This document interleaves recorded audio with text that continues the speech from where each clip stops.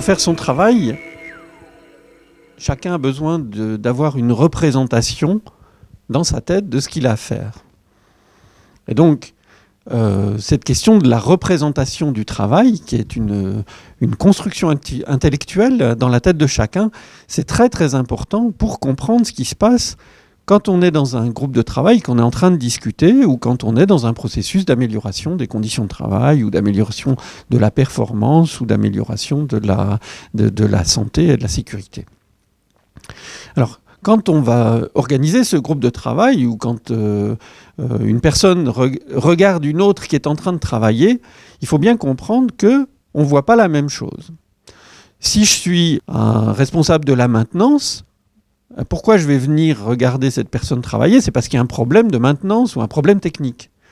Si je suis de la fonction RH, je vais venir le rencontrer, mais c'est parce que j'ai un problème de contrat de travail ou d'horaire ou de quelque chose qui concerne ma fonction de RH. Si je suis le chef, je vais être beaucoup plus déterminé par des objectifs de production ou quelque chose qui ne va pas dans la façon de faire le travail. Et donc, toutes ces représentations du travail, évidemment, font que lorsqu'on a vu une personne en train de travailler, on n'a pas vu la même chose. Et il est très très important de croiser ces représentations parce que chacune est juste. Et parfois, elles peuvent se contredire, évidemment. Alors, pour finir, la personne qui fait le travail elle-même, donc l'opérateur agit selon sa propre représentation du travail.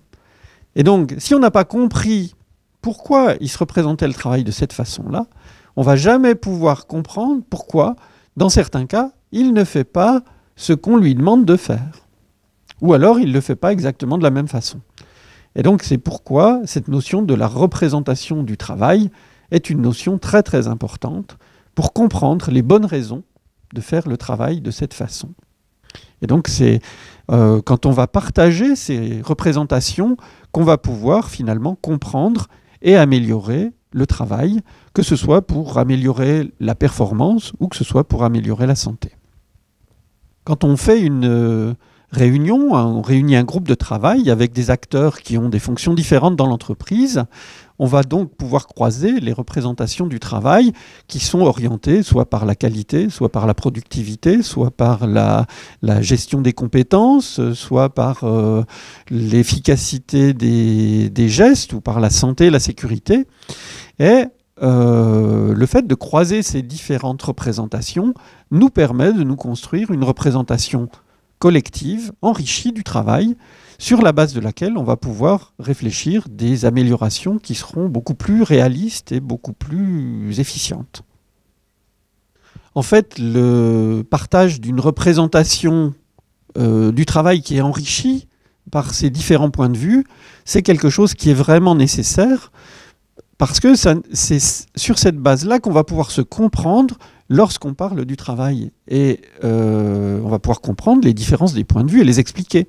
Et donc c'est pour ça qu'on parle d'une représentation enrichie du travail. Et cette représentation enrichie est particulièrement utile dans ce qu'on appelle les espaces de discussion sur le travail, c'est-à-dire ce qu'on essaye de mettre en place dans les entreprises pour mettre en discussion le travail d'une façon opérationnelle pour améliorer la qualité, la productivité, pour se rentrer dans des objectifs de santé et performance.